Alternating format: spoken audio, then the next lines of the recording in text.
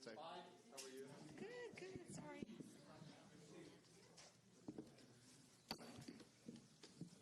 Board workshop of the Board of Trustees in the McAllen Independent School District will be held Thursday, May 27, 2021, which is beginning today at 5:30 p.m. in the Our Texas room, Staff Development Building of Achieve Early College High School, which is 1601 North 27th Street, McAllen, Texas, 701. At this meeting, there will be discussion by the board on items and subjects listed as follows. Public comments related to this meeting will be handled as follows. Please follow procedures on the following site, which is www.mcallenisd.org/page/public-comments.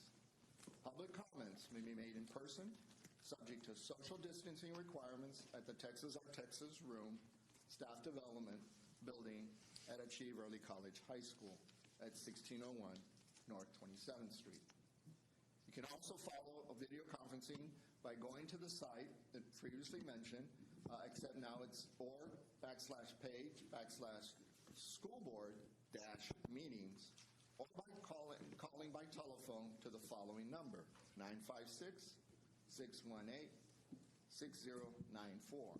So this meeting has been called to order promptly at 5:30 p.m. We'll now proceed to public comment. We do have one individual that has indicated they will want to speak. And Trustee Aliceta, if you could be our timer for the 2 minutes. Let me know when you're set for that 2-minute timer. Sure. Okay, you're set? Okay, good. Trustee Aliceta, our board secretary, will be keeping the time. We have Ms. Castro on the line. Ms. Castro, está aquí presente, Ms. Castro. Perfecto, good. You're going to be talking about ESSER 3 actuation. All right, before you start, I'm going to do it all in Spanish unless somebody here on the board wants me to do it in English. And these are the requirements. Usted sabe los requisitos, ¿verdad? Pero va a ser en español. Yes. Declaración de participación. Hold on. Declaración de participación pública EXHIBIT para presentar el segmento de comentarios públicos de una reunión de la Junta. La Junta alienta los comentarios del público en todas las reuniones de la. No es mi voz, ¿sabe? No es mi De voz. acuerdo con la política de la Mesa Directiva BED local, reuniones de la Mesa Directiva, participación pública, y los procedimientos y prácticas administrativas del distrito relacionados. 1. Las personas que deseen hacer una declaración a la mesa directiva deben registrarse con el secretario del superintendente 1 hora antes del inicio de la sesión programada. Reunión. 2. La participación de la audiencia en una reunión de la Junta se limita a las primeras etapas de una reunión. En cualquier otro momento durante una reunión de la Junta, la audiencia no entrará en discusión o debate sobre asuntos que la Junta esté considerando, a menos que se solicite. 3. Cada participante está limitado a 2 minutos por reunión para hacer comentarios a la Junta. 4. En las reuniones regulares de la Junta permitirá los comentarios del público, independientemente de si el tema es un tema en la agenda publicado con el aviso de la reunión. 5. En todas las otras reuniones de la Junta, los comentarios del público se limitarán a solo los puntos de la agenda publicados con el aviso de la reunión. 6. La Junta no deliberará ni decidirá sobre ningún tema que no esté incluido en la agenda publicada con el aviso de la reunión. Si un tema mencionado está en la agenda de esta noche, la Junta aplazará la discusión del tema hasta el momento apropiado durante la reunión. 7. Si el orador se desvía del tema mencionado, o se vuelve perturbador o abusivo, se le dará una advertencia. Si se requiere una segunda advertencia, el orador puede perder el tiempo restante asignado. La Junta no tolerará la interrupción de la reunión por miembros de la audiencia. 8. La Junta ha adoptado políticas de quejas que están diseñadas para asegurar al nivel administrativo más bajo. Una resolución rápida y equitativa de las quejas e inquietudes. Consulte las siguientes políticas. Estudiante y o política de quejas de los padres FNG, política de empleados DGBA, política de ciudadanos GF. That's it. I like Juan's voice better. I'll need to change that, obviously. Señora Casa, usted ya sabe que tiene 2 minutos. Cuando usted empieza a hablar, sus minutos empiezan. La directora Alicena le van a avisar cuando ya se culminen sus 2 minutos. ¿Estamos bien? ¿De acuerdo? Perfecto. Cuando usted esté lista, puede empezar. Okay. Los efectos en el aprendizaje de nuestros estudiantes es imponderable. Y los recursos financieros que otorga el gobierno federal para minimizar los efectos adversos serán clave para cerrar las brechas de aprendizaje. Todos en nuestro distrito de alguna manera u otra hemos sido afectados y necesitamos trabajar juntos. Para la implementación de un plan efectivo es inherente tener como objetivo número 1 a los estudiantes y a los niños y su futuro. Los fondos deben de ser invertidos en estrategias equitativas. Cada niño tiene necesidades diferentes. Cada familia enfrentó la pandemia como su situación le permitió. Cada uno de nosotros somos parte del rompecabezas que se desarmó con el COVID-19. Y una vez más, les pido que nos incluyan los padres en esta planificación. Para la implementación, cada uno de nosotros, para distribución de estos gastos, incluyen a los comités de toma de decisiones de cada uno de los campus. Nadie mejor que ellos para saber lo que necesita cada escuela para superar los efectos de la pandemia. Necesitamos trabajar en equipo, padres, board, administradores, maestros y comunidad. No finjan que nos escuchan, escúchenos. Tal vez haya ideas y puntos de vista que no hayan contemplado. No sé si tienen planes, no sé cuáles planes tienen, no sé en qué van a invertir los recursos, no tengo la información. Pero como siempre, estoy a su disposición. Si es que quieren un punto de vista de una madre a la que sus planes y decisiones siempre va a impactar. Gracias. A usted, señor Cresta, gracias. All right, this is Ms. We now close public comment. We'll now proceed on to number 3. Mr. President, Yes. will Juan be doing the translation? Yes, sir. Thank you. Excellent. Thank you. Very good. This is Ms. Castro's direct translation. I'm going to read it in English. The effects of learning of our students is imponderable, and the financial resources that the federal government will grant to minimize the adverse effects will be key to close the learning gap. Everyone in our district has been affected in some way or another, and we need to work together. For the implementation of an effective plan, it is inherent to have a number 1 goal for our children and their future. The funds must be invested in equitable strategies. Each child has different needs. Each family faced the pandemic as their situation allowed. Each of us is part of this puzzle that unraveled with COVID-19, and once again, I ask that you include the parents in the planning. To distribute these expenses, including the decision-making committees of each campus, no one better than them knows what our schools need to overcome the effects of the pandemic. We need to work as a team, parents, board, administrators, teachers, and community. Do not pretend to be listening to us, listen to us. Perhaps more, perhaps more, there are ideas and points of view that they have not contemplated. I don't know what the plans they have. I don't know where they will invest the resources. I don't have any information, but as always, I am at your disposal if you want the point of view of a mother. Thank you. Thank you. Thank you for the translation. With that, we'll now proceed on to number 3, discussion of 2021-2022 budget, property values including lag, overview of debt service, capital projects, general fund, and ESSER 3 update 2. Dr. Gonzalez. Yes, sir, Mr. President. The Texas Education Agency and School Board Policy CE requires McAllen ISD to prepare a budget of anticipated expenditures and revenues before June 19th and approved by the Board of Trustees by June 30th. Mrs. Cindy Medrano Richards, our Assistant Superintendent for Business Operations, will present the 6th budget workshop for the 2021-2022 budget. Ms. Richards. Thank you, Dr. Gonzalez.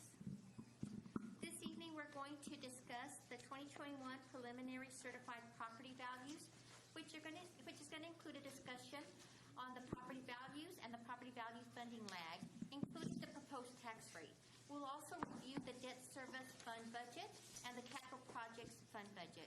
We'll have an overview of the general fund, which will include a review of the enrollment and ADA trends, the compensation scenario recommendation, and then we will review the individual department budgets under the different superintendent, associate superintendent, and assistant superintendent directions. And we'll complete the workshop with an Easter 3 update on preliminary certified property values. I'll be going over the tax years 2017 and 2020, and tonight with us we have Mr. Orlando Garza, the Chief Appraiser with the Hidalgo County Appraisal District, who will be reviewing the very last column, the preliminary tax year 2021. So what you have in front of you are the certified property values that the district received for tax year 2017, tax year 2018, tax year 2019, and tax year 2020. And below that, you're going to find the average Hidalgo County Appraisal District change from the prior year. So as you can see, when we compare 2017, tax year 2017 to 18, there was an increase in property values, certified values, of 1.84%. The same goes when you compare tax year 2018 to tax year 2019. Based on final certified values, there was an increase of 5.8%. The comparison between tax year 2019 to tax year 2020 was an increase of 3.84%, again based on final certified values. And Mr. Garza will be reviewing the preliminary finals in the last column. Good evening, Mr. President, members of the board. As you can see, the estimated value for 2021 will be $8,529,829,661. That is a 5.17% increase. And you have to understand that that is an estimate at this point because we are going through the protest period. We have about 28,000 protests at this time. Wow.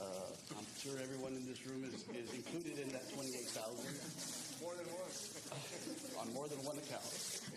So, and we're going through the hearing process right now. As a matter of fact, they're probably still hearing property owners at this time. So those numbers will change, without a doubt, except, well, my current number will change. The current number that the school district has is higher than the $8.5 billion. So I have estimated that we will lose value, and at the end, we should end up with $8.5 billion, which would be a 5.17% increase. In estimating in the past, we have hit the number, so I feel confident that we'll be there or slightly higher when July 25th comes around, when we certify the numbers to the different taxing entities. And I don't know if the overall numbers were in your packet, but countywide we did have a 5.86% increase. Of course, for the school district, it was 5.17. If there's any questions, I'll be happy to answer those at this time. Thank you, Mr. Garza. Any questions from members of the board? Aside from your own tax questions you may have. I submitted mine in writing. Like I said, we have a lot of them, but we are handling them. And, Timely fashion. I do have a question, another member does. In the prior year where it turned out to be 8.11, can you recall, or do you have that information, what it started off as before it reached where it ended at that amount and it rose by 3.84? It was probably somewhere in the 8.4 number, and then it came down to the 8.1. I can tell you right now we're at 8.8. Okay. And we'll probably end up at the 8.5. That was my next question. Where are we now? And this is your projected, preliminary projected. We'll end at 8.5. Yes, sir. I have an exact number if you want as of Monday. It's $8,876,000,000. But you haven't gotten to Mr. Vela's property yet. No, actually, those are going to increase. So it's a few $billion. You think he's kidding? He's not. Any other questions from the board? Mr. Gassa, thank you very much for your report and for being here this evening, and we wish you well. If there's any questions that you may have in the future, feel free to call our office, and we'll be happy to answer those for you. Okay. You don't want us to call yourself, huh? Not kidding. No, don't answer that question. Thank you. If I don't answer, leave a message because I'm probably talking to somebody else. Exactly. But I will return your call. Yes, sir. Thank you, Mr. Gassa. Thank you. Thank you, Mr. Garza, so much for joining us tonight.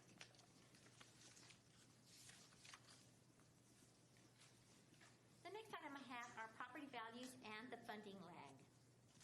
As a result of the Financial Integrity Rating System of Texas, referred to as FIRST, Indicator 20 indicates that we need to discuss with the board the property values, which is what we're completing this evening. As a result of this indicator, it does ask, did the school board members discuss the district's property values and the funding lag at a board meeting within 120 days of the district adopting its budget? The district's response to this indicator is as follows. Prior to the passing of House Bill 3, or HB 3, the previous year Texas Comptroller values were used to calculate and projects the following school year state funding, which created a 2-year lag. With the passing of HB 3, this is no longer the case, and property values are based on current year values.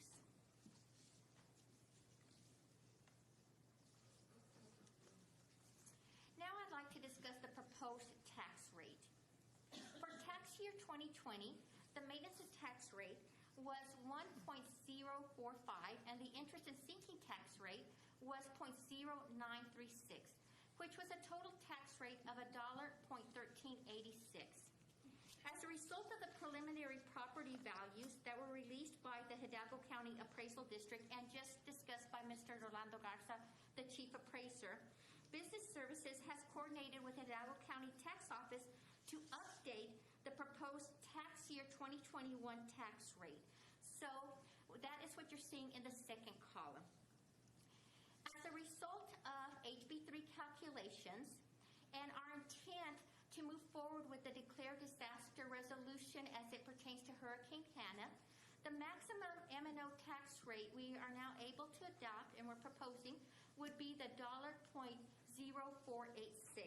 which is a slight increase of 0.0036. As a result of the increase in our property values, that 5.17% that was mentioned by Mr. Garza, that has resulted us in projecting a lower interest and sinking rate needed to meet our debt obligations for next year. So that is being proposed at 0.0890, which is a reduction of 0.0046. So that would result in a total tax rate of 1.1376, which is a decrease from the current total tax rate of 0.0010.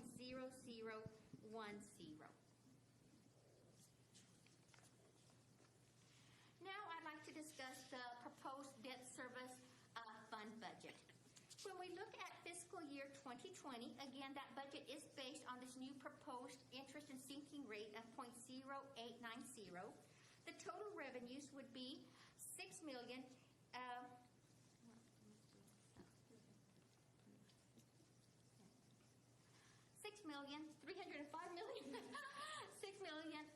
$6,805,900, and the corresponding expenditures would be $6,805,900, leaving us an ending fund balance of $2,045,295. As you look at our projections as we move forward to the projected years 2023, 24, and 25, our estimates are indicating to maintaining that fund balance at $2,045,295.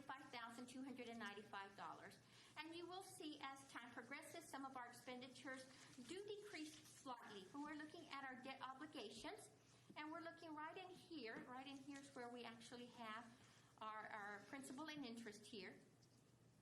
You're looking at that maintained at about the 6.8 level.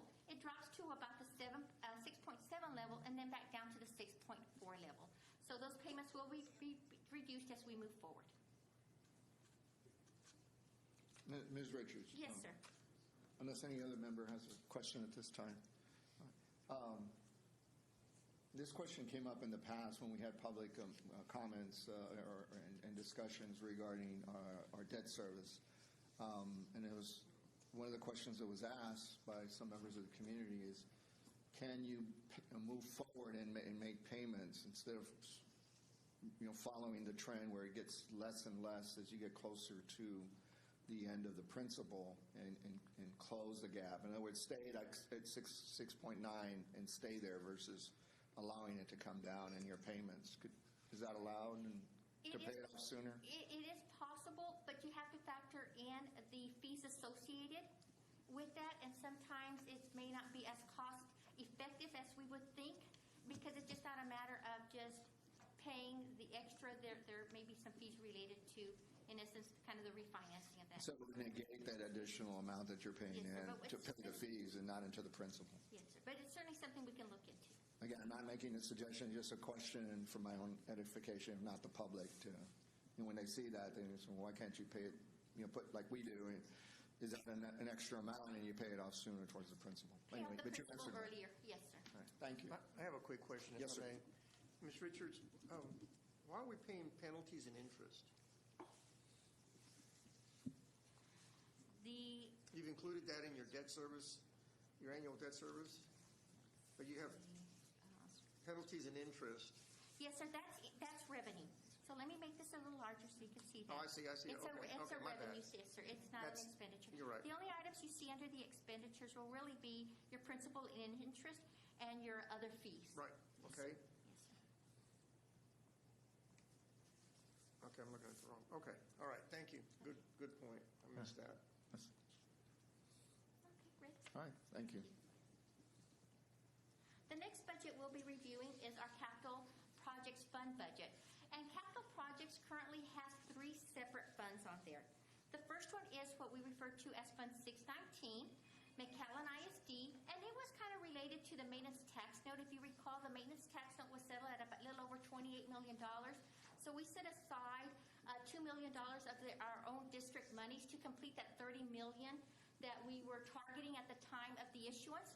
So this represents that $2 million that we had set aside. Within that budget, the projects we have in there are the press box, culinary arts, and then we have some additional funding in there of a little over $155,000.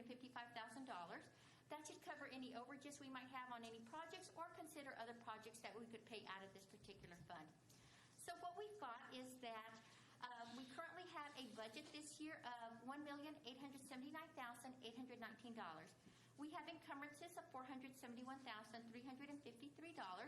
And we are going to project and we're going to propose to the board to adopt a budget for next year for Fund 619 of $1,408,466 based on our current projections. When we look at Fund 698, it's the MISD Capital Projects Funds. And a lot of this funding came from the sale, the proceeds from the sale of real property that occurred last year. So the larger item we had in there was the agricultural farm project. We came in this year with a budget of $2,781,539. We've actually spent $614,675, encumbered $1,920,062, and we will be bringing in that particular budget at $246,802. Then we have the press box, came in at $1,500,000, and that has still not been spent, so we will be carrying over that budget of $1,500,000. The culinary arts came in at $500,000, and then you can see that project was completed this year, so we won't have any funds rolling forward to the following year carrying forward. The third capital. I'm sorry, just to be sure, does any board member have any questions on this side? Trustee Vela, yes, sir. The press box budget we talked about in Monday's meeting Yes, sir. was double this. Yes, it was. We don't have a determination on what is happening with that particular situation. In fact, we do have it listed as an item that we're looking at because of the increased costs that were mentioned during the board meeting. At that point, we can consider how we're going to finance that. I know that the city, if I recall, the contract, the city had a cap on how much they were contributing. I don't know at this point that will be renegotiated with them and see if we negotiate and go 50-50 on that increase or not. But if I recall, they did have a cap, and ours was at the $1.5 million. Their commitment was $1 million, am I correct? I believe it was $1 million, yes, sir, and ours was $1.5. So they did have a cap at their end. I just don't know how that's going to affect us in terms of the presentation, the last presentation they had, because they did project an increase on that. But the numbers that were being discussed Monday night were double Yes, this sir. number. Yes. So even if we stuck to that, we're still short $500,000. Yes, sir, we sure are. And at this point, based on what's negotiated with the city, if we are committing to another $500,000, then at this point, what we would do is look to see how we're going to end the year and determine if we have excess fund balance so that we can assign that additional $500,000. Yeah, and I'm not advocating that we spend that money or not, but I am advocating that we put real numbers in our budget that we're going to approve. I don't know at this point what that number is because they did give us a range on that amount. So at this point, we're not sure what our commitment is. I just I feel know that- that based on the last contract, our commitment was the 1.5 based on the last negotiations with the city. I know it won't be any less than that, that's for Yes, sure. sir. Okay, And thank you. it's certainly on our radar, and we know that we're going to have to determine what we're going to do. But like I said, at this point, I don't believe that as a district, we know what our commitment is on those increases. All right, thank you. Yes. Thank you, Ms. Vella. Trustee Vella, I'm sorry. Any other questions? Trustee Vella? Just to follow up, you keep saying that the press walk, our commitment is $1.5 million, but if you add the 1.4 and the 2 and the 1.5, it's $2.9 million that we've committed. Well, we've almost committed $3 million. Absolutely. You're correct, Mrs. I say that. Okay, I Because we just did pull the money from different buckets here to make that happen. Absolutely. Okay, So just wanted you to- are correct about that. At the end of the day, right now, we are close to $3 million invested in the project, not including the rise in cost that were mentioned at the last meeting. Yes, sir. Yes. Thank you. Thank you. Thank you for that clarification. Any other questions from the board? And I'm glad Trustee Acevedo, because that was my question. It was, what I was seeing was what you found. I hadn't found it. I was trying to figure out where it was. So thank you for that. That was one of my questions. But circling back around, the hailstorm damage from 2012, which was settled in 2014,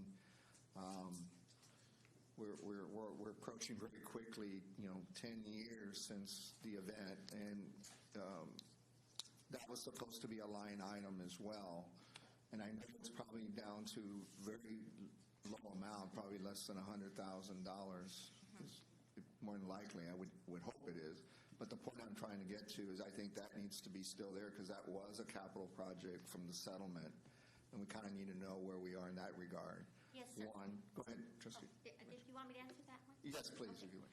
The hail storm proceeds were deposited into the general fund. So they're currently being tracked through that particular fund. The trustees at that time asked administration to commit those funds so that we could track it, and we've done so, and they're now under the umbrella of a committed fund balance. So we do track it, we do keep up with that. Coming into this year, I think we have about $350,000 that may be carrying forward to this coming year. And we have been speaking with Mr. Trevino, and he has indicated that we will probably wrap up those projects and utilize those funds this coming year. Okay. So for my understanding, while the board did direct that it be committed and as a line item so it could be tracked, which is you just explained we have, it was not put into the capital projects. It was put in within the general funds as a line item. Yes, and we have a separate tracking mechanism for it, which is how we're tracking the expenditures for the hailstorm. Yes, sir. So where in this budget discussion are we going to see that information, if at all? We will be discussing the overall general fund budget at the next workshop. Okay. It's embedded, the budget for that is embedded within there, but we can certainly bring in a slide to give you an update on that particular item in there, because it is embedded within the other items, but we do have a separate tracking mechanism for it. If you would, please. As we know, we're already in hail season again, and we're about to enter another hurricane season. And what happens when you have things like this still on your books and you have a loss is that the carrier is going to say, well, wait a minute, that's a pre-existing loss from this other one. So the sooner you wrap whatever you need to wrap that truly was damaged, close those books. Any funds that remain, now the board will give you the direction discussion, because you'll bring it to us as to now where to put it, maybe another project, and may just go straight into the general fund. But the point being is it's closed, and so from a risk standpoint of remaining from our property end of it, they can no longer bring in the other health damages unless there's actual physical noted damage that they photographed from the prior loss. So that's the reason my concern is that this is going on, almost 10 years. And I understand it takes time, but if we're down to that 340,000 or less, then I'd say if we haven't wrapped it up already, then we need to be thinking about repurposing those funds. Certainly, and we'll provide an update at the next workshop on that item. Thank you, Ms. Richards. Appreciate it. Adele has information if you'd like now. Oh, Ms. Felix says she actually has that budget. We can share now. That would be great. Thank you. Thank you, Ms. Felix. Let me share and bring it on up. Okay. Request for time?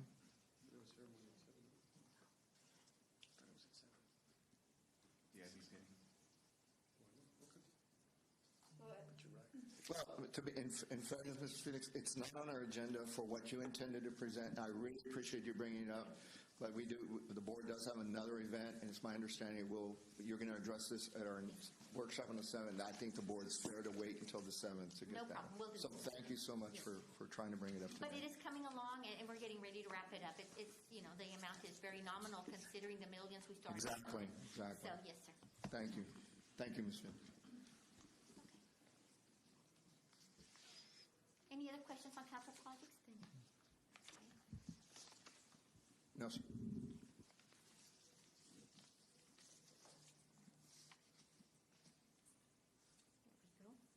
The third fund that we have under capital projects is the Fund 620.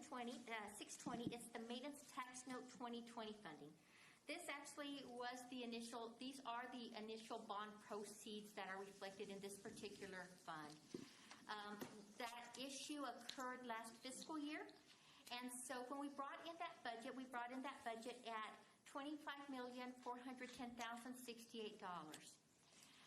This year we have spent $4,134,325, and we've encumbered $4,155,034. The next column reflects projected encumbrances. As FMO is negotiating with contractors on some of the expenditures for that, he's anticipating that encumbrances will occur between now and fiscal year end June 30th. Based on that, so we've dropped him in there. With that occurring, that's the amount of $4,612,281. And we are projecting to bring in a budget for Fund 620 of $12,508,428. The grand total is at the bottom. The grand total of all of these three funds that we're carrying forward for next year, and we will be asking the trustees to approve those budgets, will total to $15,663,696.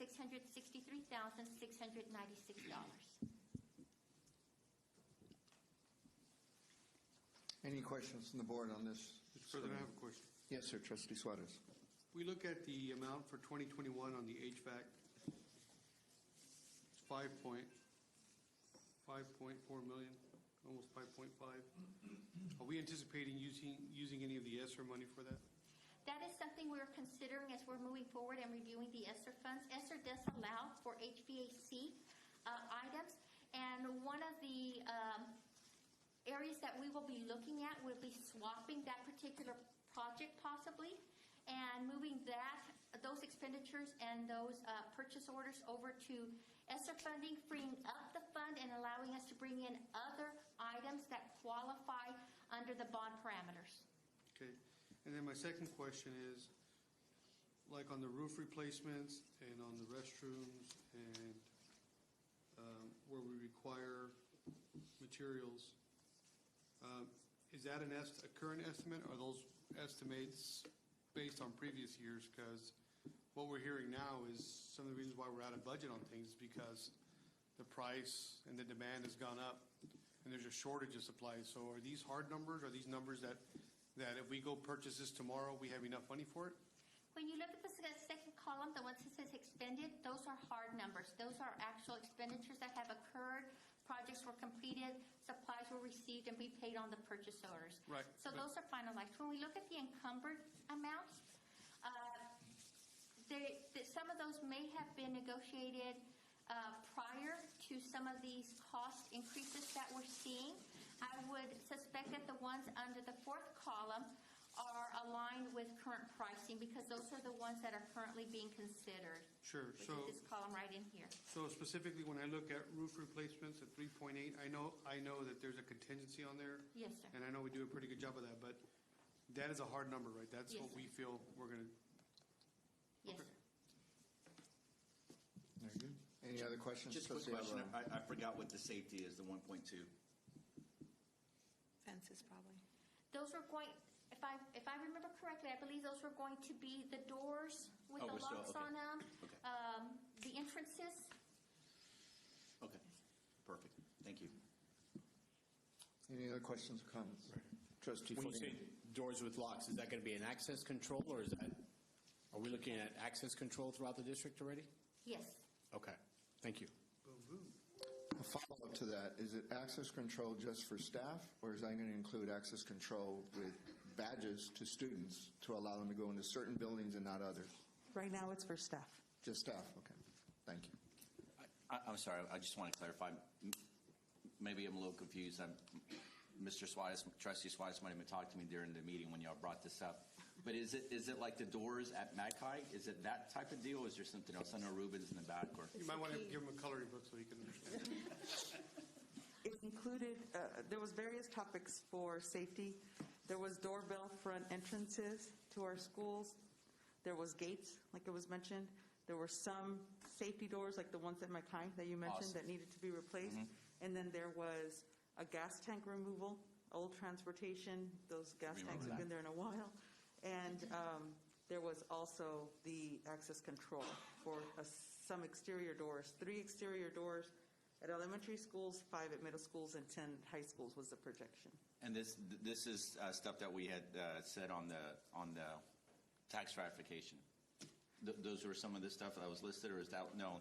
This was the maintenance tax no, note. no, Yeah. no, that wasn't. Okay, Yeah, that was perfect, separate, yeah. perfect. Thank you. Any other questions or comments? Probably. Thank you, very good. Go ahead and proceed, Ms. Rich. And now we're going to go over the general fund overview. This is the section where we're going to be discussing department budgets. And Ms. Felix will be leading that charge with the PowerPoint and having everybody review the budgets that have been delegated to them. Okay. Oh, I'm sorry. Okay, I'll go on. We're going to pull that off, and we're going to move on to the ADA. When we look at the ADA, we want to make sure that we've mentioned that the budget has been formulated on the following. When we look at our budget for next year, it has been formulated based on enrollment of 21,095 students and ADA based on 19,787 students, average daily attendance.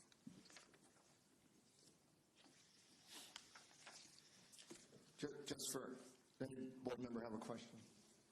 Just, Mr. Trustee Vela would know this in an instant, but I'll have to take my shoes off just to get it right. But the percentage that we're looking at, that is 98, 96% of ADA for the district in actual ADA compared to membership? It's closer to 96%. 96%? 96? 96? Okay, thank you. To both. Going back to the previous year, how close were we there, and what were to membership to ADA? About the same, or? Yes. Well, right now the ADA is because of the remote learning that enrollment or that. It's masked a little bit because. Exactly. Yeah. Exactly. It is a little bit higher than it was before, but they are discussing capping us at what it was previously, and that's what we would review and look at for our next budget amendment. Okay. So, based on that information, we are confident that we can, with staff working with parents and teachers working with students, that we will be able to function at ADA of 96 point change. and that's basing our budget on that figure. Yes, and if you look at that, last year, this current budget, we based it on 20,184. So we have decreased it to 19,787. So we do believe that we still approached that projection very conservatively and brought it down. Okay, thank you. I guess one last question, based on what we've seen, we're not anticipating nor our budget planning for another hold harmless, which we weren't using anyway, but we're not anticipating a hold harmless. We're not for next year. Okay. There has not been any talk about a hold harmless for next year, and I guess we assume that that's because we should be having more students in a face-to-face environment and probably a smaller percentage of students in a remote virtual learning environment on there. And this year, we probably are going to be looking at possibly the hold harmless for us this year, which still leaves us in a great position because we were only 4 students apart from our projected ADA versus the hold harmless target that TA assigned to McAllen ISD. So we're still feeling very comfortable that our budget has held true to its numbers. Yeah, and the Senate passed a bill last night that would cap the virtual at 25%. And can anybody talk about what we're looking at as far as a percentage and how that may actually be in our favor? I might have to defer that to perhaps Dr. De Hoyos or Ms. B. One of the things that we do know, and Adeli and I can tag team this one, but we do know that we're going to have extracurricular activities at all levels next year, 6th, 7th, 8th, I mean not 6th, 7th and 8th and sub-varsity. In all areas of competition, and we are going to make a requirement for students that are participating, they must attend school unless there's some type of extenuating circumstance. So we're believing that number is going to naturally increase the amount of face-to-face, and then we're going to have to create a system for parents and students should the need or should the want be higher than the 25%. There's going to have to be some kind of application process that we're going to create. But in purposes of our projections and your discussions, you're not looking at 25. You're looking at a figure far less than that. Yes, we are. We'll consider ourselves successful if we land anywhere between 10 to 15%. And so we're actively working with our principals, and we've had these discussions about how, and I think the desire is that we want students back in our schools face-to-face. So I think all of us working towards that same goal and working with our parents and compelling them with all of the things that we're doing will help us meet those goals. But that's our target. So this is our call for all of us here in this room and all listening on devices. Let's get fired up and get ready to go. Get vaccinated.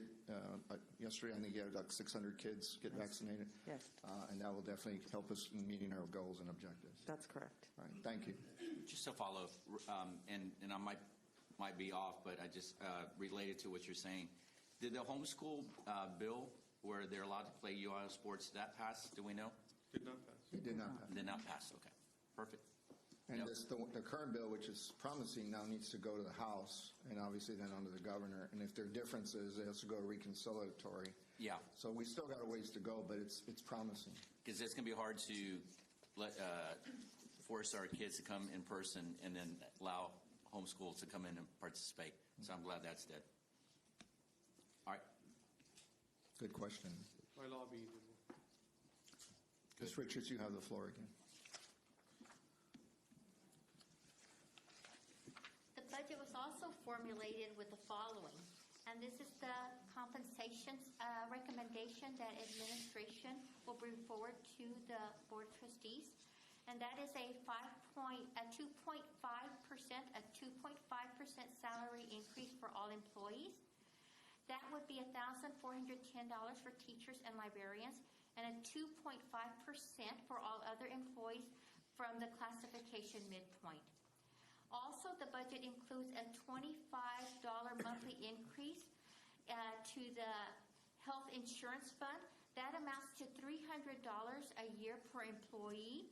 And what that means is that if the district had not taken up and taken on that cost, the employee would have ended up paying that additional cost for health coverage. So that is a real benefit for our employees here at the district, that the employer, McAllen ISD, has picked up that cost, and that's an additional $300 per employee for the year. The budget also includes a $2.60 monthly increase in the unemployment contribution, and that equates to $31.20 per employee per year. And again, that's due to the rising cost of our unemployment claims. And then just to keep in mind that all the department budgets that are going to be reviewed later on during this presentation includes these adjustments to the budget. Thank you. And now we'll go into the department budgets. And Mrs. Felix will lead us in that area. Thank you, Ms. Felix. Okay, good evening, Board. Dr. Gonzalez. Now we're going to get to the fun stuff, the proposed department budgets for next year, for 21-22. Before I start, I wanted to kind of read through how it reads and how it flows and what's included. Like Ms. Richards mentioned, it does include our proposed 2.5 salary increase, our $300 employee contribution, as well as our unemployment contribution. And also reflected is an overall 3% department budget cuts that are reflected throughout the schedules. So you'll notice that there's blue schedules and green schedules as you go through it. If there's a green schedule on the bottom of, I'll just skip to one that has it. These two green schedules feed into the top blue. So we'll focus on the blue as a department as a whole, but it does list where the funding source is coming from, being local, state, or federal, as listed on each individual schedule. Okay. And each division will will provide a brief overview of the proposed budget for fiscal year 21-22. We're going to go ahead and get started with, under the superintendent's umbrella, Ms. Cindy Richards. Thank you, Ms. Felix. The first budget we have is the superintendent's budget. Correct. Yes. Okay. Thank you. In the superintendent's budget, we're coming into the year this year with a proposed budget of $747,348. Compared to last year's original budget of $734,266. That is an overall increase of $13,082. A lot of those expenditures, as you can see, are related for the increases that we spoke about in payroll, and the rest of the budgets are minor adjustments that were made in the other class categories. A decrease of $1,200, an increase of $977, and a decrease of $10,000. Again, with an overall increase for the superintendent's budget of $13,082.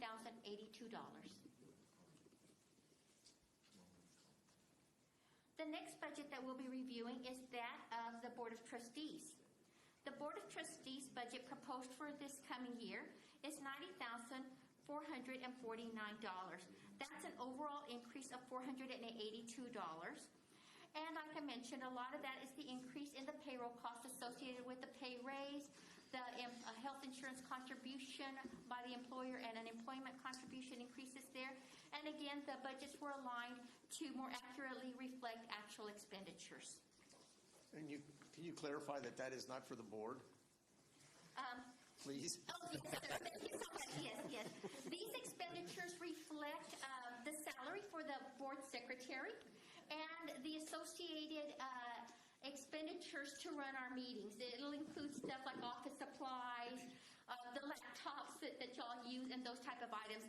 Our Board of Trustees do not get compensated for their At least I don't. and their time with the school district. It is strictly voluntary, and we do appreciate your service to the school and to the community and to our students and parents. But It includes food costs, travel costs, secretary, office supplies, everything is associated with taking care of the board. taking care of business, but no Board of Trustee compensation Or is health included in insurance here. or anything. Or health or benefits, exactly.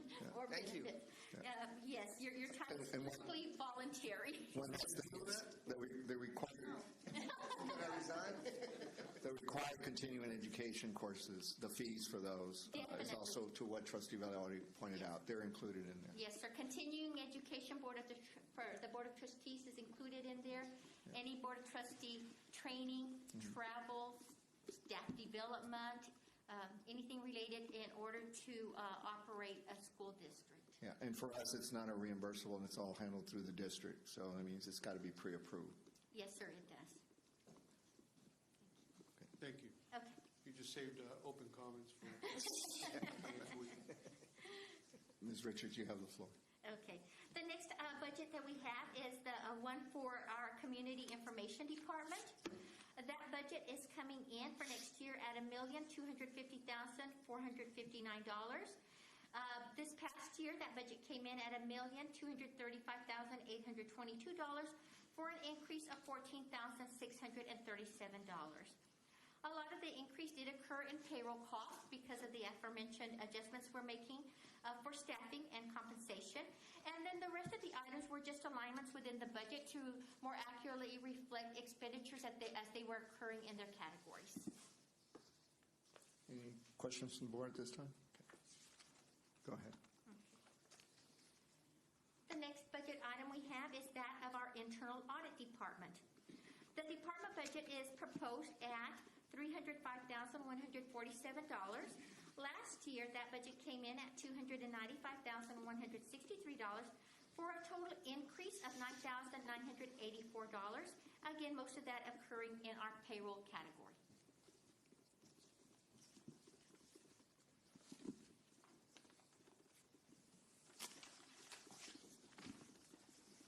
The next budget is that of the police department. If you'll take note, you're going to see the green area shaded in there.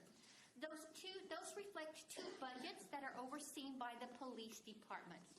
The first budget is in Fund 199, and it represents their department budget. The second budget is 158, and it is a school safety allotment provided by the state. And the sum of those two budgets is going to be reflected in the blue section. So that is the summation of the Fund 199 in the green, which is the department budget, and Fund 158, which is the school safety allotment. When we look at the school safety allotment, and I'll start there, it really depends on the funding levels based on our ADA and the components related to how the state funds us. And if you look at that one, it's coming in, that Fund 158 is coming in with a proposed budget of $192,330. Last year it came in at $200,665. So it's an increase of $8,335. Again, that is state funding. It's based on their parameters. There's no adjustments or control over what that funding level is going to be at our level. And if you look at the department budget, it is coming in at $3,934,178. Last year it came in at $3,803,961 for an increase of $130,217. And most of that increase is occurring in the personnel cost because of the adjustments we're making to the compensation package of our employees. Okay. Trustee Farina. Yes. Now, despite the Fund 158 school safety allotment drop of $8,335, that doesn't prevent our police force from going out and receiving grants and applying for grants to help cover maybe that loss or find another outlet, right? Absolutely. We do encourage them, and I know that they've been actively looking at grant possibilities, so they're definitely on that right track. Okay. Maybe there's another spider out there that we could get our hands on and continue to use throughout there, so it's good to see that happen. Yes, sir. We really do promote that because it does provide additional funding, and not only as it relates to the police department, but for any of our divisions within the school district. So grant funding is truly appreciated and utilized within our district. Excellent. Thank you, ma'am.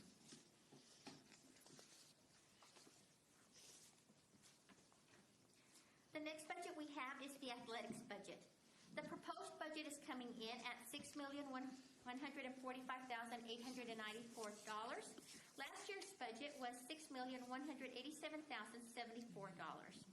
What we're seeing here is athletics actually generates some revenue based on ticket sales for their sporting events. And I do want to note that when we look at that particular budget, last year that revenue stream came in at $375,000. This year it's going to come in at $200,000. So we did decrease that revenue stream by $175,000. Again, we were trying to take a conservative approach and not overshoot that estimate. And we're certainly hoping next year that they exceed that $200,000. But that is what we're coming in with. When you look at the expenditure side of this, there was an overall decrease in the budget of $41,180. A lot of that happened in the personnel cost, although they did receive the same compensation package as every employee in the district will be receiving, or we're proposing that they receive. There are some changes there, and a lot of that has to do with staff coming in and out, and based on their years of experience, salaries are adjusted either upward or downward. And in this case, this resulted in a downward a trend for them of $65,000. And the rest, again, was just to align to actual expenditures based on prior year history.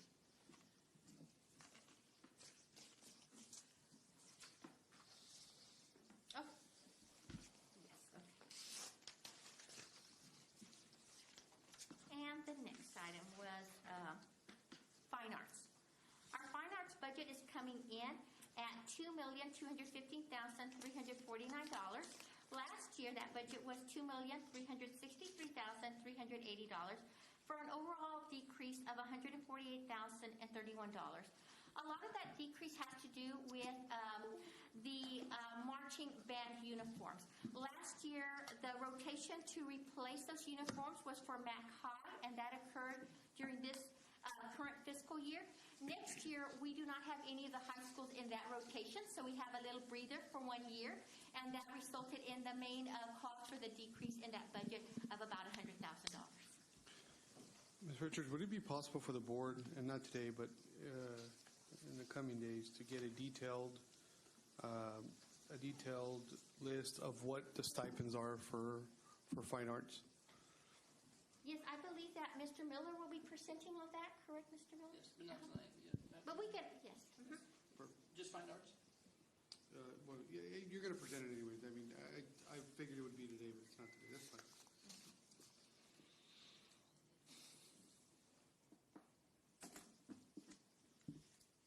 Ms. Richards, you still have the floor.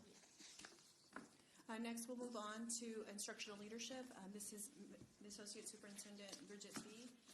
Her total budget is $2.59487. That is a total decrease of $54,684. This funds 8 instructional campus coordinators, a secretary, and associate superintendent. And the reductions in the other categories includes a 3%, as previously noted, and includes savings from potential travel, field trips, and curriculum writing that was absorbed by a different funding source. Any questions on? Next, we'll move on to Dr. De Hoyos for instructional services. Yes, thank you, Mrs. Felix. Good afternoon. I will provide the Instructional Services Division budget, and the Instructional Services Directors and myself are available to answer any questions that you may have. So we start with the Instructional Services Division's budget. It's a combination of 3 accounts that fund the local portion of the Instructional Services Division, such as stipends, substitutes, and trainings. For Fund 199M, we fund the math department's curriculum and programs such as chess, robotics, and UIL academics. The reduction in Fund 199M STEAM is due to the supplemental support that Title IV and career technical education programs have provided campuses to enhance their STEAM activities. These departments' supplemental contribution will continue to support campuses with these expenses. The assessment department has two budgets. The Org 806 is a combination of 2 accounts. Fund 199 pays for the office expenses, and the 199M pays for all credit by exam and exams for acceleration. On Org 699, this is the summer school assessment budget that covers summer testing and summer testing transportation expenses. I have a question. Yes. Why is our budget for testing going down? Are we not going to do as many ACT and SAT tests and all that? No, this one is just for the state assessments. Oh, okay. Yes. And so, and then also, there was also Dr. Noel, do you want to add anything there? Excuse me, Dr. Noel, if you would go to the microphone. Okay, pardon me, can you repeat the question? I was just wondering why the cost was lower for testing if we were going to not do as many tests. I was thinking it was the SAT, PSAT. No. Yeah, no, it's just STAR testing. Okay. And TELPUS. Thank you. Okay, thank you. Thank you. I figured you needed more information on that one. Okay. We go on to the Digital Learning and Library Services Department. It has two budget accounts, the Instructional Technology and the Library Services. The decrease in Fund 199M are the savings on professional consultation services for Technovate. Due to the remote format, we save on expenses. In the Library Services Department budget, the reduction is due to non-renewals of low utilization for technology programs.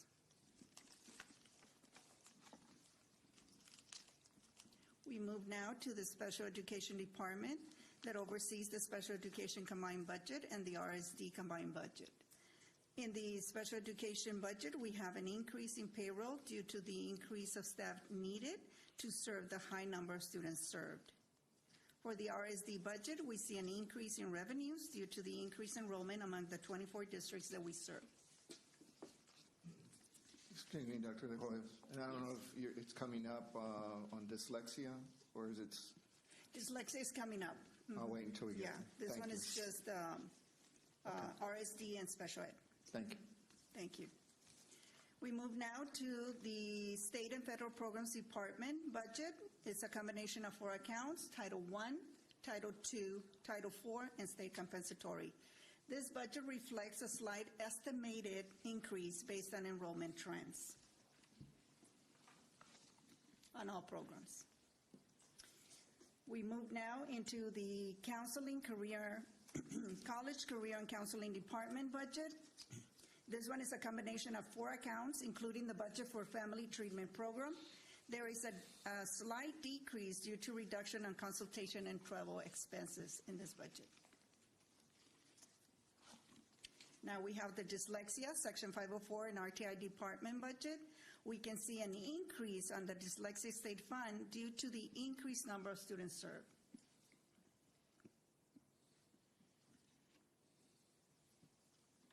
Do you have a question on that one, Mr. Yes. As you know, Trustee Ali said that, and I've been working with you on dyslexia in particular and looking at training and licensing. Yes. And I think originally we were told that within the budget that's allowed for a certain number, you were going to proceed with those different types of licensing. But then I think in a later conversation, I think it was a phone call actually, you clarified that there were other individuals that are involved with dyslexia that it's not under the umbrella of that training need funding that you have that goes to that certain number of dyslexia teachers. Mm-hmm. Is my memory correct? Is that there are other individuals other than what's budgeted under the dyslexia funds? Right. Local fund covers the payroll for other individuals that are not covered with this fund. So local fund is taking care of the additional. And it was my understanding that we were going to use the funding that is for those that are dedicated to dyslexia to get them licensed and certified. I think it was a certain number, if I recall, but not the others because it was local funds were paying their salary, but there was no funds in the local fund budget to get them licensed and certified. Okay. Did I misunderstand? Yeah, I think there is a misunderstanding there. What we did speak was about the CALT certification that dyslexia teachers are encouraged to go for that certification, which is not a mandate to have certified teachers with that certification. And that we are moving forward with stipends for those teachers that are certified with that certification. And that is coming from the state funding. Okay. What about the other teachers that are not? They're not. We did discuss about we couldn't cover the expense for getting them certified, but we are covering the stipending to motivate them to go for it. And then we looked at the figures that really, if they go for that certification within a year, they could make that in stipends, so they will get the revenue back. Okay. So we are moving ahead with the stipends with the encouragement, while not required by statute, but the district appears to see that additional training will serve our children well. Definitely. Is that correct? Yes. All right. is there any way we can use any of the ESSER funds for training of other individuals? Because if we identify that dyslexia population has either increased or has had a learning slide during this period. We can definitely look at that.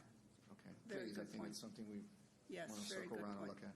Thank you very much for your time. Just to follow up on that, even if it's, dependent on the amount, I think it's a worthwhile investment. And if we have to find another funding source, even if it comes out of the general fund balance, that might be something that, it's a short payment now, but it's going to pay off long in the long run. So Definitely. I think that's something that we need to look at and consider in the amount to the cost of how much it is. Definitely. We'll look into it. Thank you. Mr. President, I'll probably address you, Dr. Gonzalez, just because it's kind of general, but it's kind of related to discussion on this.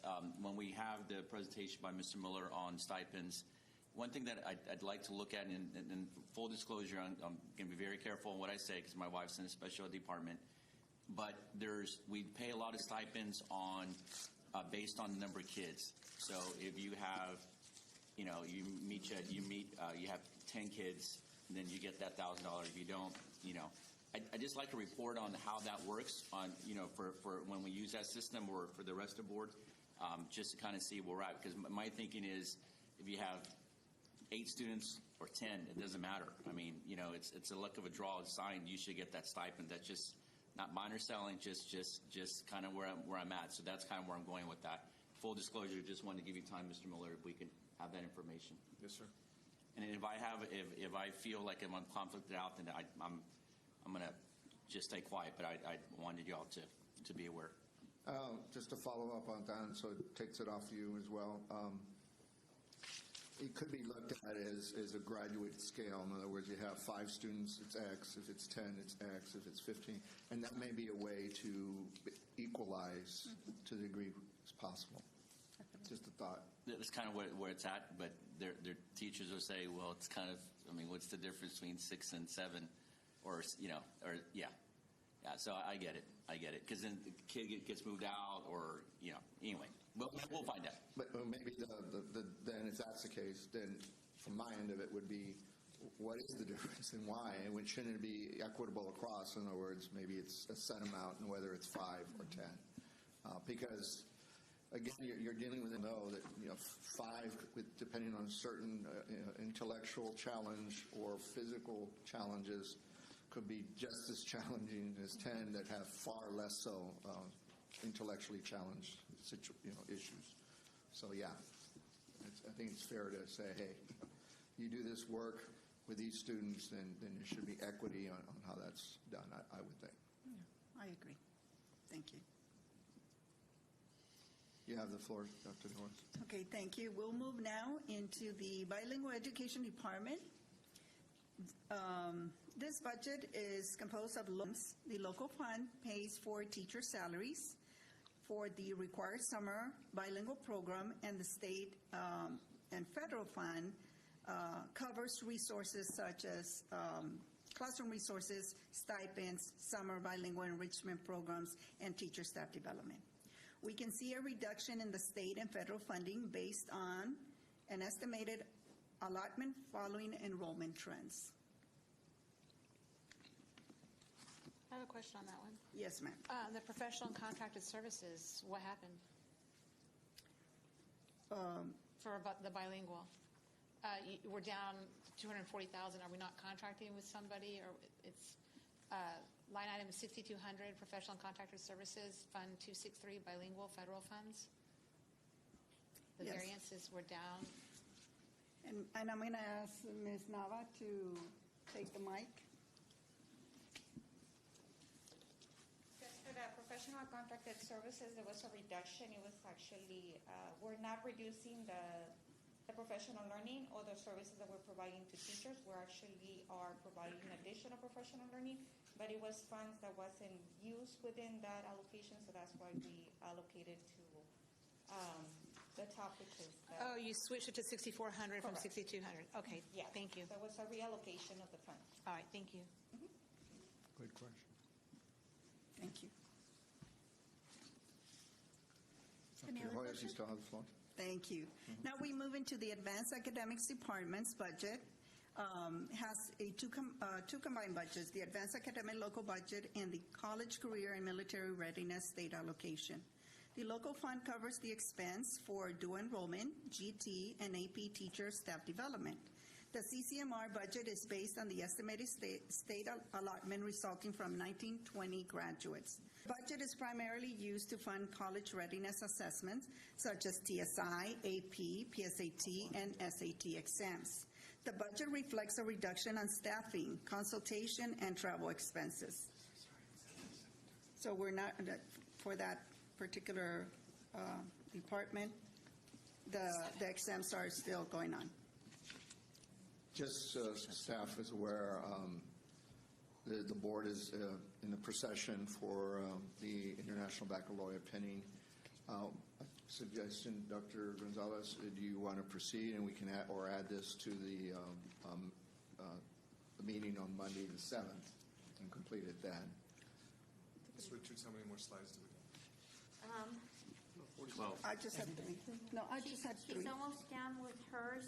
Mr. Miller just has a few, and I have mine are very quick because there were very slight changes. It's a lot cooler in here than out there, so I don't mind staying. All right. So we'll get through it quickly. Okay, so then I just continue? Yes, if you would, Thank Dr. you. You have the floor. Okay, and I'll speak faster than I am speaking. The Career Technical Education Department's budget is a combination of local, state, and federal funding that shows a decrease in local budget due to reduction on travel expenses, and the increase on state funding due to the increased enrollment in CTE programs. The Migrant Department's budget is composed, and if you want me to, I'll pause. But I was a math teacher, so I can speak very fast. The Migrant Department's budget is composed of federal funds. It is a combination of year 1 and 2 funding. The decrease in the budget is due to changes in year 2 of the funding formula at the national level. However, the department has prepared for this by reducing payroll costs through attrition over several years. The Early Childhood Department budget covers mostly staff payroll costs. For the 21-22 school year, the staff positions will be allocated into 3 departments: the Purchasing, Professional Staff Development, and Special Education Department. So this department is not going to exist next year. If it's not going to exist, why is there a budgeted item for 21-22? We were, this was prepared prior to So that last would be zero. Okay. Monday's board meeting. Okay. If I can add, it'll be held in the 199, and it'll just be moved over. Moved over. Okay. Yes. Thank you. Thank you. And then the last department, the Staff Development and Literacy Department's budget is a combination of local and state early education allotment fund.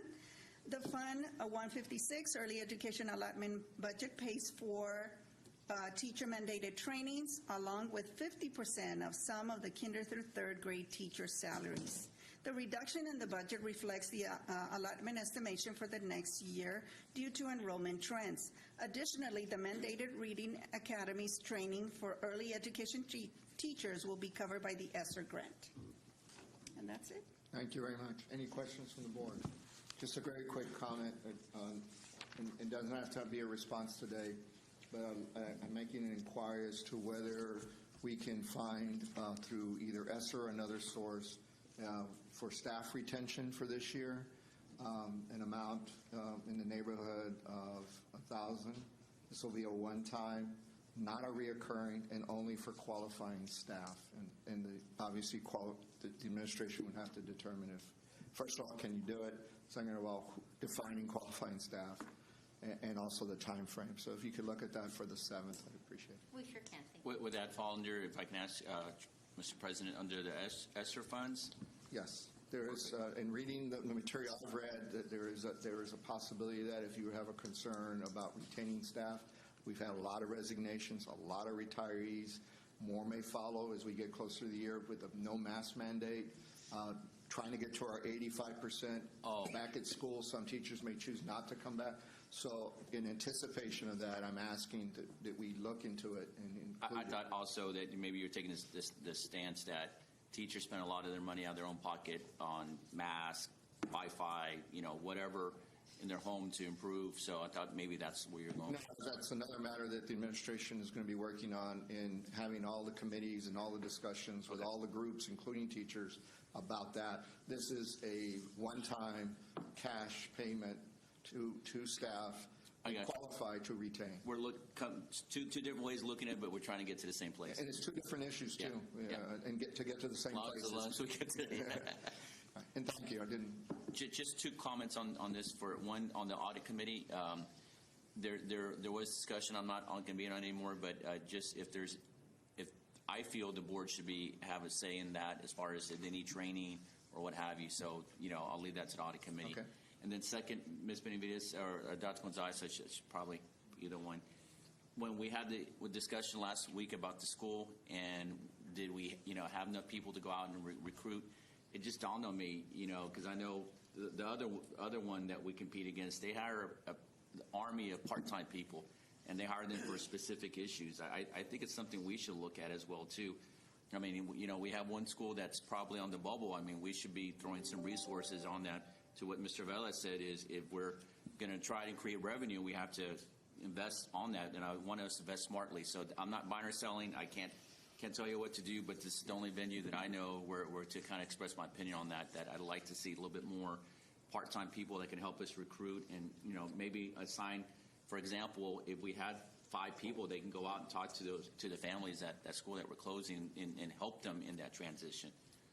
Help us retain. Yes, sir. I mean, we can always use more help. I do know that the team that we have right now is working very hard. As of the last time they shared numbers, we had approximately 70 out of the 140 that had already committed to a school. Awesome. At Bonham. So awesome. We're in a very short time, the team's done good. But yes, I'll get with the team. Not buying or selling. You don't have to. Just okay. Again, this is the forum for me to throw out. I'm sorry. We could also use high school seniors in their work studies program. They get out of school early, and they'd be the great ones. You can use board members. Trustee Suarez is always ready to help. Right. And with that, we've actually used up whatever time may have been. If we're going to make the time, we're 15 minutes into that presentation, and so. Yes, sir. If that's okay with the board and okay with the administration, I would make that suggestion. And I don't want us to rush through it. This is very important. The board finds that to be very important. We've clearly been working on this with the 6th meeting, so we've spent a lot of hours over the last 5 months getting to this point. We're almost to the final decision. The 7th will be the last and final workshop, barring anything coming up, to then move towards I think it's 14th of June to actually approve the final budget. So while this is important, and we want to give it the ample time and the focus, and we have been and will continue, we also have to balance that with what our community has asked us to do, which is to be available for their children and their recognition. And it's one of those ceremonies tonight, and there'll be a plenty next week with all the graduations. So unless there's an objection, Dr. Mendoza? Okay. We do have one of the reasons, there's a lot of positions, a lot of movement, and we have one of those individuals that has been promoted to take on a new role. And I got to commend Mr. Edgar for being an effective leader by being available and transitioning and making it as smooth as possible to Mr. Edgar. But we also now have the director who will be taking that role as the director of the Fine Arts, and that's Debbie Thomas. We're here in the classroom.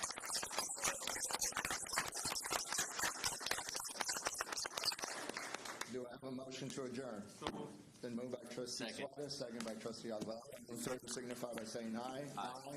All opposed? The ayes have it. We're adjourned at 6:48.